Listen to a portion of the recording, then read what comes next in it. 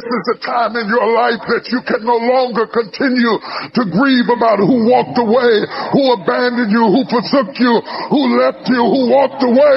You've got to stand up and recognize that God doesn't need anything that you lost to bless you. God will always use what you got left. I'm talking to somebody, I don't even know who it is, but the Bible said, wake up! Wake up! Wake up! Strengthen what remains. Life is too short to live negative, sour, letting circumstances dictate our attitude. Every morning you need to make the decision, this is another day the Lord has made. At some point we have to look in the mirror and say, maybe I'm the one that needs to change. Maybe I've developed a habit of seeing what's wrong rather than what's right. Maybe I've trained myself to be negative, disrespectful, hard to get along with. That's why it's so important every morning to put on this fresh, new attitude. I'm excited about this day. I don't have to go to work. I get to go to work. I'm grateful for this job. I'm not focusing on what's wrong. Lord, I want to thank you for what's right in my life. You know what you're doing? You're cleaning your windows. What is it that prevents people from doing the things they already want to do in life? The most basic answer, I'm sorry it's so simple, but it's true, it's fear. You know, people make it this complex process. This woman was telling me that I don't understand why they don't do this, why I feel this way. I said, it's called fear. Everybody's afraid we're not enough. Everybody's afraid we're not rich enough, smart enough, young enough, quick enough, fast enough. It's human nature. But the secret is to do it anyway. I know that sounds so simplistic. My work when I'm working with somebody is showing them how to condition themselves, like building a muscle, so that you take action first, automatically. Because if you don't do that, it's hard. You lose momentum. It's like, how do I get started? Where do I go? And I tell people, throw a rock, wherever it drops, start there. The next person walks by, I go, you're the first person after the rock. Do anything to start the process of moving forward rather than let fear stop you. To say that where your focus goes, energy flows. Yes. Because it just takes you in that right place. Then the intent part sneaks in there. Is the intent because you've got to pick what you want to do, or just do something and you'll figure it out as you go? You need to be clear what it is you really want. I always tell people, know not only what you want, but why you want it. I know this is simplistic, but most people just don't do the blocking and tackling of their life. The one we were talking to earlier, a great lady, and you could just see she wants to have a new business, but she never sat down to even put a plan together and says, why aren't I taking action? Well, when you're not sure what you're going to do, you're going to hesitate. And hesitation kills momentum. And momentum is what makes a sports team win. It's what makes an athlete, a business person win. When you get momentum, it's like takes enormous energy to get a rocket out of our gravitational pull of the earth. But out of the solar system's easy. Once it has momentum, it takes less fuel, less energy. Starting a relationship, starting a business, changing your body. It takes so much in the beginning. But once you get going, it's actually really easy. Common question I've been asked by the media my entire life that always makes me laugh is, well, don't you have bad days? Don't you have days when you're like frustrated and excited and pissed off and you watch TV and you eat Cheetos and watch pornography? And I said, well, I do some of those things. And of course I do. But it's like an athlete. I built muscle over the years so that it's not that I don't have feelings, that I don't get hurt, I don't feel sad, I don't feel tired, I feel all those things. But they're not the dominant force in my life. It's a muscle. The mind is a muscle. Emotion is a muscle. I mean, I think the most powerful muscles are the invisible force muscles. It's your spiritual, emotional muscles. Like courage unused doesn't grow, it shrinks. So I put my ass on the line regularly so that it grows. And when it keeps growing, then pretty soon the stuff that used to make me crazy, it doesn't touch me. It's not that I'm so great. Just I'm well trained. I've trained this mind. I get up every morning in my life. You talk about rebounder, more crazy shit I do is every morning in my life, if I'm near any of my homes, and some places I have cryotherapy, but my homes I have these cold plunges, and they're 56 degrees. And the first thing I do is jump in that cold plunge. So there's not a morning where I want to jump in that. I can't remember mornings like, I can't wait to jump in that thing. But I don't negotiate with myself. I do it for two reasons. One, there's a physical health component. It moves your lymph system, the blood flushes through your whole body. But the main reason I do it, even more than that, is when I go up there, I don't, how people negotiate, well, maybe we'll do it tomorrow, I'm going to do this, or oh, let me wait 2 more minutes till I'm ready. There's none of that with me. For decades, I go, I say, we do. I'm not here to discuss this with my mind. There's mind, and then there's soul and spirit. And soul and spirit, my soul knows. And when I say jump, you jump. I'm not here to have a discussion with you. Some people never will have much. They're too cautious. Now, you can also be too reckless, but you can also be too cautious. This is called the timid approach to life. And my caution was always the risk. Risk used to drive me right up the wall. I used to say, what if this happens? It's called the language of the poor. What if this happens? And on top of that, if this was to happen, look at the fix I'd be in. I better not try. I could always ace myself out. Then I'll tell you what changed my whole life when I finally discovered it's all risky. The minute you were born, it got risky. If you think trying is risky, wait till they hand you the bill for not trying. If you think investing is risky, wait till you get the tab for not investing. See, it's all risky. Getting married is risky. Having children is risky. Going into business is risky. Investing your money is risky. It's all risky. I'll tell you how risky life is. You're not going to get out alive. That's risky. The Englishman says, well, if that's the way it's going to work out, let's give it a go. Right, that's what it's for. Give it a go. Somebody says, yeah, but I'm looking for safety and security. Fine, then huddle in a corner. We'll cover you with a sheet, bring you 3 meals a day. And we'll protect you, feed you, look after you, care for you. We won't let anything happen to you. And you'll probably live to be 100. The guy said, well, yeah, I'd live to be 100. But what a way to live. Right. What a way to live, safe and secure. Don't ask for security. Ask for adventure. Better to live 30 years full of adventure than 100 years safe in the corner. And see, it's not important how long you live. What's important is how you live. Here's the next attitude disease, pessimism. Pessimism, the deadly disease of always looking on the bad side, the problem side, the difficult side, checking all the reasons why it can't be done. The poor pessimist leads an ugly life. He doesn't try to figure out what's right. He tries to figure out what's wrong. He doesn't look for virtue. He looks for faults. And when he finds them, he's delighted. How ugly. This is the poor guy who looks through the window, doesn't see the sunset. He sees the specks on the window. And this is the poor guy, right, who rushes up, takes such leave of his senses. This guy rushes up and he says, I've got 5 good reasons why it won't work. He's so dumb he doesn't know. All he needs 1. He's got 5. To the pessimist, the glass is always half empty. To the optimist, the glass is half full. Why would the same measure affect people 2 different ways? Answer, it all depends on how you look at it. Our lives are mostly affected by the way we think things are, not the way they are. The way we think they are affects us most. One of the major things Shove taught me when I met him, he said, poor thinking habits keeps most people poor.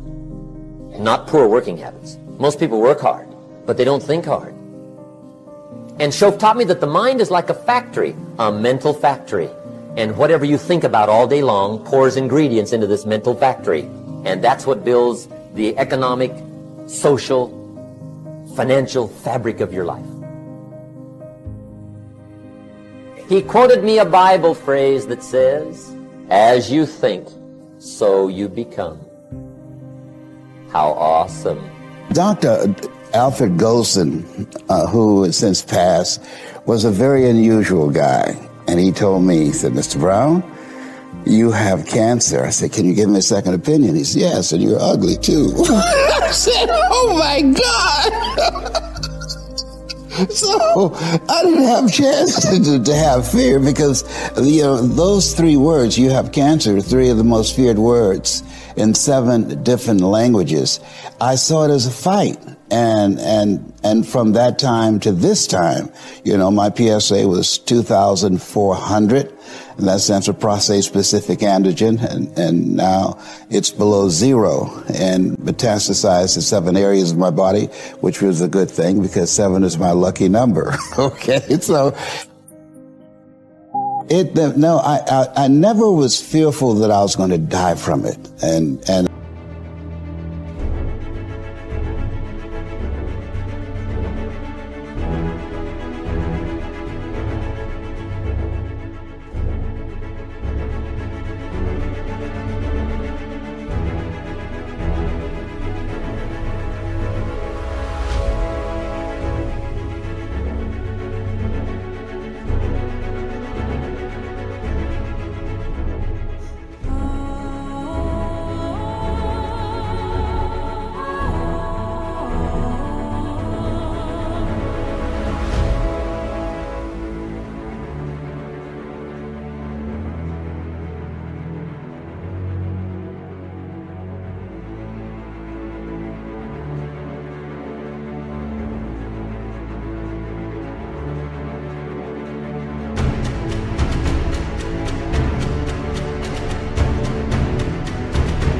I think that I read something by Dr. Norman Cousins. He wrote a book called The Biology of Hope.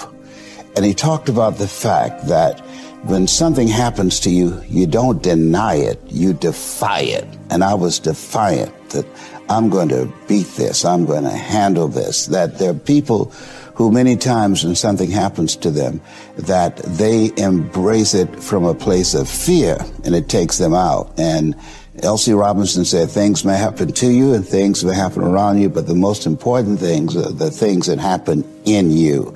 And you have to stand up inside yourself and deal with it and handle it.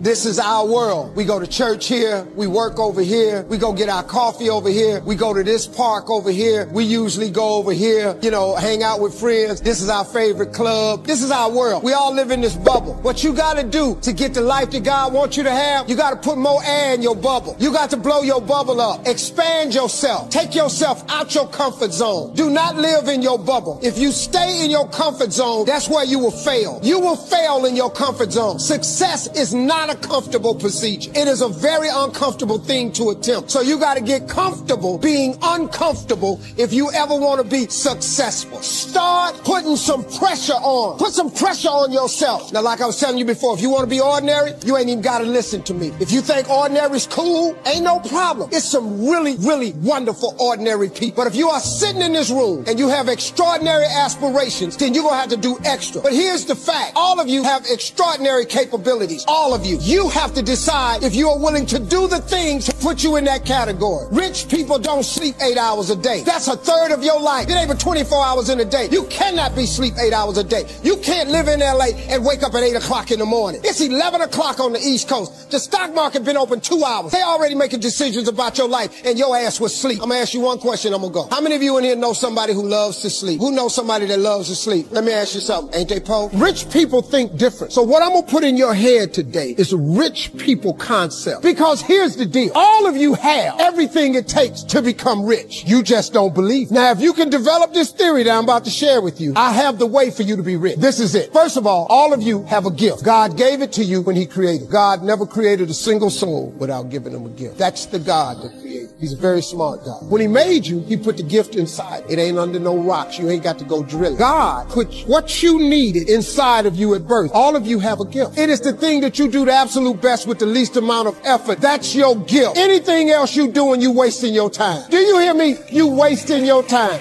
If when the alarm clock goes off in the morning and it makes you sick every morning that alarm go off, it's because you ain't doing your gift. You're going against what God created you to be. Do most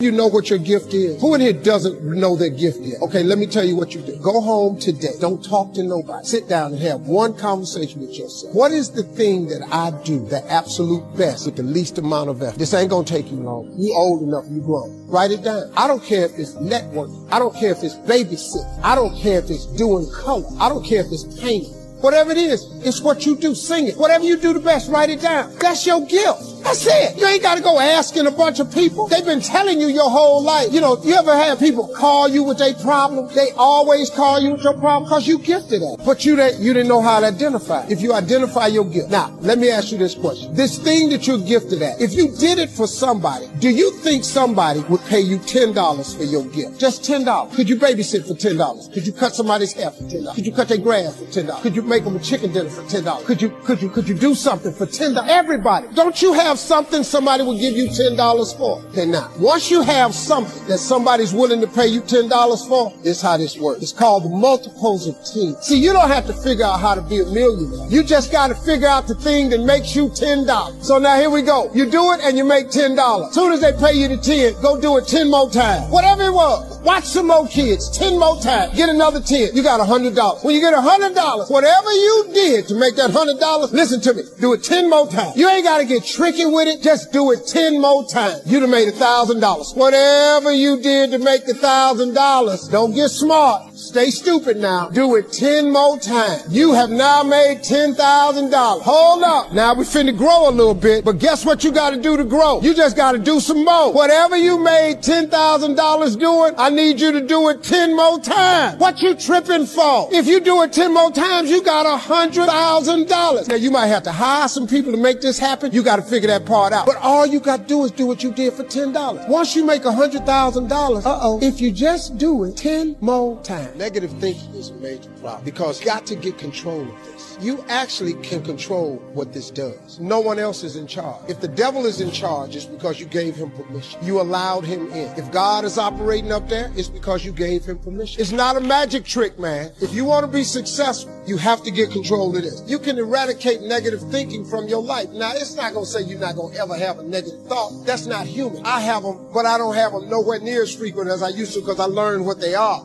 how they work. I get rid of them. I don't have time for you. I'm on a positive track. I got things I'm trying to accomplish. I'm trying to be successful and I'm trying to be happy. If you're trying to be successful or happy, you have no room for negativity. The best way to mask yourself from negativity every morning is to start with gratitude. I'm telling you, man, it's a very simple process. Now, there are some books that you can buy. There's Norman Vincent Peale's The Power of Positive Thinking. It's a very old book. It's only in paperback. It's called The Power of Positive Thinking by Norman Vincent Peale. I read this book when I was 20. It started the process to changing my life. Then I read a book called The Magic of Thinking Big. It's by David Schultz. This just trains you how to think big. You know, it doesn't take any more brain power to think big than it does small. Big thinking gets rid of negativity. Dreams and visions gets rid of negativity. The devil is listening to you. So his job is to dissuade you. His job is to keep you off track. The devil ain't got but one job. He don't want you to be successful. He don't want you to discover your dream. He don't want you talking to God. So he get busy. He busy, man. He send people your way all the time. He all over the internet. He all over social media. The devil got imps. He got people working with him all the time. All they do is just do what he says. But you can control this part. Now, what you cannot do is bury yourself by using your success compared to other people. See, because here's the danger. Let me teach you this. Success is not how far you got. Because see, you're going to be disappointed all the time. Because somebody always further than you. So now you'll forever be disappointed. Success ain't how far you got. Success is how far you got from where you started. That's your success. You can be successful. But if you constantly looking at somebody else, if I look at Oprah money, I start feeling bad about me. Because I ain't got Oprah money, man. Oprah got $1 billion. I don't have nowhere near no $1 billion. But you mean to tell me that I ain't smart enough to go, Steve, you used to stutter. You couldn't talk outside your house. Steve, you flunked out of school. Steve, you don't have a degree. Steve, you lost everything twice. Steve, you've been homeless and you lived in a car. See, I did all that. Oprah ain't done none of that. So my success ain't from where I am. It's from where I started. So guess what?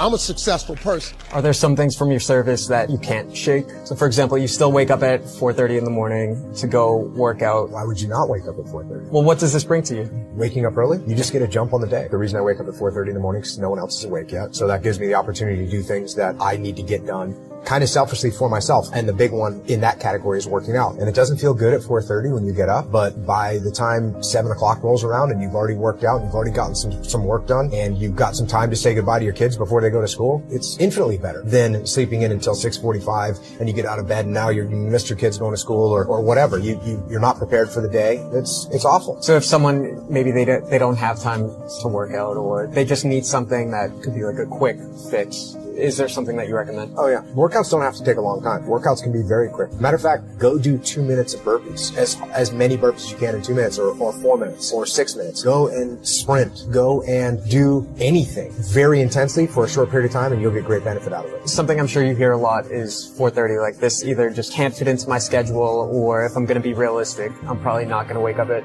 4:30. What do you tell people?